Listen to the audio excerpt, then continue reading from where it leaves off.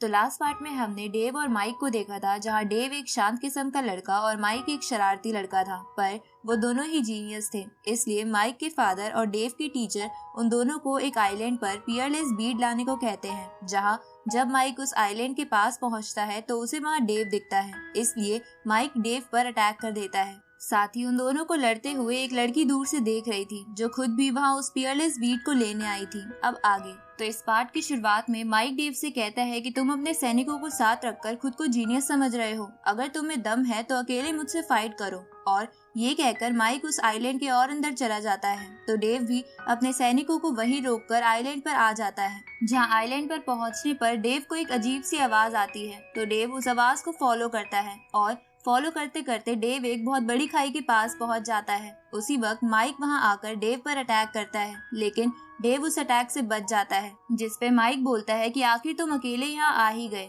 इसके बाद mic Dave पर विंड ब्लेड नाम का अटैक करता है, लेकिन डेव उसे गॉड बेस्टो नाम की टेक्निक से रोक देता है। ये देखकर माइक डेव पर अटैक करने के लिए उसकी तरफ तेजी से बढ़ता है, पर डेव उसे शील्ड से रोककर पीछे की ओर फेंक देता है और मुस्कुराने लगता है। ये देखकर माइक और चिढ़कर एक साथ कई सारे विंड ब्लेड अटैक्स डेव पर करता है, लेकिन डेव उन्हें स्पिरिचुअल हैंड की मदद से रोक देता है। ये देखकर माइक डेव पर अपनी लाइटनिंग बॉल से अटैक करता है। तभी उन दोनों की तरफ एक पत्थर आने लगता है, जिसे देखकर वो दोनों उस पत्थर को तोड़ देते हैं। जिसके बाद वहाँ एक बंदा आ जाता है, जो असल में सैक्रेड डोमेन का एक वॉरियर था। अब वो वॉरियर खुद को बियर में ट्रांसफॉर्म कर लेता है ताकि वो उन दोनों को पकड़ सके। अब ये देखकर डेव समझ जाता है कि वो बंदा सैक्रेड डोमेन का एक वॉरियर है। अब वो वॉरियर डेव पर अटैक करता है, लेकिन डेव शील्ड बनाकर उससे बच जाता है। तभी माइक अपने कई सारे अटैक्स का इस्तेमाल उस वॉरियर पर करता है, लेकिन उस वॉरियर को कुछ नहीं होता और वो माइक की तरफ बढ़ता है। तो माइक उससे बच के अपने थंडर अटैक से उसे नीचे गिरा देता है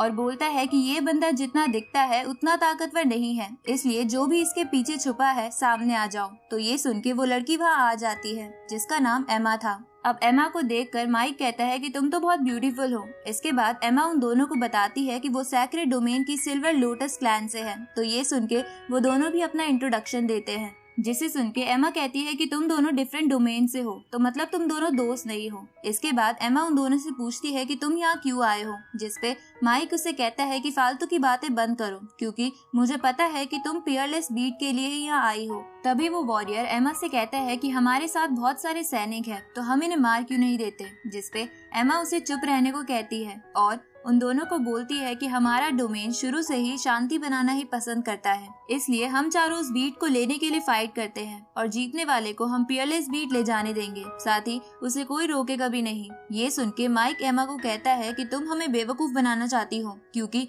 तुम दो लोग हो जिसकी वजह से हम दोनों को दो बंदों से लड़ना पड़ेगा और तुम्हें इसकी एडवांटेज मिल जाएगी। उसी वक्त हम डेव को देखते हैं, जो उस खाई में देख रहा था, क्योंकि उसे वहाँ से अजीब सी आवाजें आ रही थी। इसलिए डेव उस खाई में चला जाता है, जिसे देखकर माइक भी उसके पीछे जाता है। पर एमा और वो वॉरियर उस खाई में नहीं जा पाते, क्योंकि वहाँ एक सील बन गई थी। तो वो दोनों वहीं बैठकर डेव और माइक के वापस आने का इंतजार करने लगते हैं, ताकि वापस आने पर वो उन दोनों से बीट को छीन ले।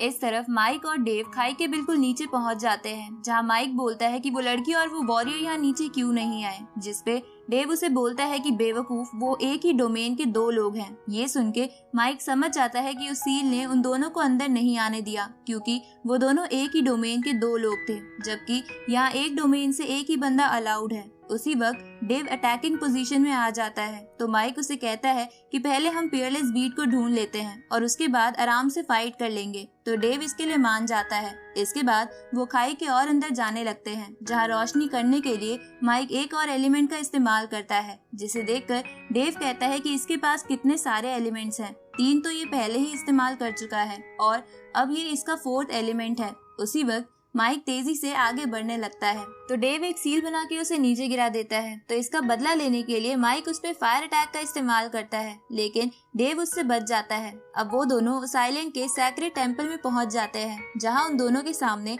बॉल जैसा एक पत्थर था। तो उसे देखकर वो दोनों उस पत्थर के पास चले जाते हैं, जहां माइक डेव से पूछता है कि क्या ये पियरलेस बीड हो सकता है, जिसपे डेव कहता है कि मुझे पता नहीं। अब माइक ये चेक करने के लिए उस स्टोन पर अटैक करता है, लेकिन उस स्टोन में से कोई रिएक्शन नहीं होता। तो माइक बोलता है कि जरूर ये एक स्टोन ही है, पर डेव को इस बात पे विश्वास नहीं था क्योंकि उसको वो आवाजें यहीं से आ रही थी। अब डेव सच जानने के लिए उस पत्थर को छूता है, लेकिन वो उस पत्थर से चिपक जाता है और वो पत्थर उसका ऑरा कंज्यूम करने लगता है। तभी माइक उसे देखकर पूछता है कि तुम क्या कर रहे हो, तो डेव उसे फंसाने के लिए कह देता है कि वो उस पत्थर को रिफाइन कर रहा है। ये सुन के माइक भी जल्दी से उस पत्थर को टच करता है, जिसकी वजह से वो भी उस पत्थर से चिपक जाता है। तभी डेव उसे कहता है कि तुम सच में एक गधे हो। ये सुन के माइक उसे लात मारने की कोशिश करता है, पर इसकी वजह से वो पूरा ही उस पत्थर से चिपक जाता है। उसी वक्त वहाँ सभी चीजें हिलने लगती है, जिसे एमा और वो वॉरियर भी महसूस कर लेते हैं। इसलिए वो वॉरियर अंदर जाने के लिए उस सील पर अटैक करता है, लेकिन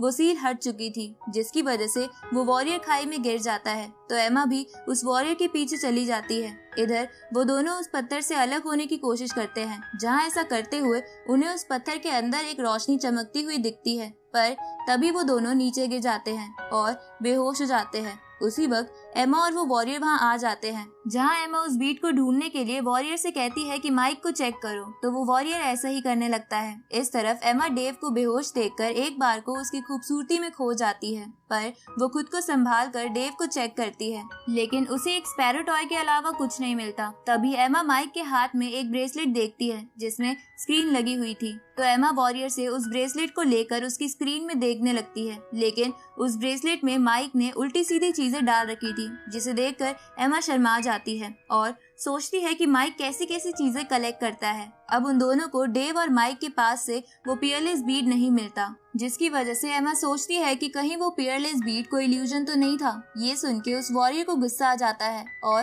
वो माइक को लात मारने लगता है। तो एमा उससे कहती है कि भूलो मत, हमारे क्लैन का मोटिव पीस और हार्मनी है। ये सुन के वो वॉरियर माइक को अच्छे से चेक करने के लिए उसके सारे कपड़े फाड़ देता है, जिसे देखकर एमा शर्मा कर वहाँ से भाग जाती है। तो वो वॉरियर भी एमा के पीछे चला जाता है। थोड़ी देर बाद उन दोनों को होश आता है, जहाँ अपने कपड़े फटे देख के माइक को वॉरियर पे गुस्सा आने लगता है, क्योंकि माइक को बेहोशी की हालत में भी उन दोनों की आवाजें सुनाई दे रही थी। तभी डेव वहाँ से जाने लगता है, तो माइक उसे कहता है कि अगर हम फिर से मिले तो मैं तुम्हें नहीं छोड़ूंगा, जिसपे डेव उसे कहता है कि तुम अभी भी बच्चे हो। ये सुन के माइक को गुस्सा आ जाता है। इसके बाद माइक पत्ते लपेट कर उस खाई से बाहर आ जाता है, जहाँ उसकी फ्रेंड डॉल्फिन वहाँ उसका वेट कर रही थी। तो माइक अब डॉल्फिन पे बैठ के अपने घर चला जाता है। इधर हम डेव को मेडिटेट करते हुए देखते हैं। तभी उसे एहसास होता है कि उसकी शिप की तरफ एक बड़ा सा मॉन्स्टर बढ़ रहा है। ये सुन के डेव के साथ आए सैनिक घबरा जाते हैं और यहीं पर ये पार्ट खत्म होता है।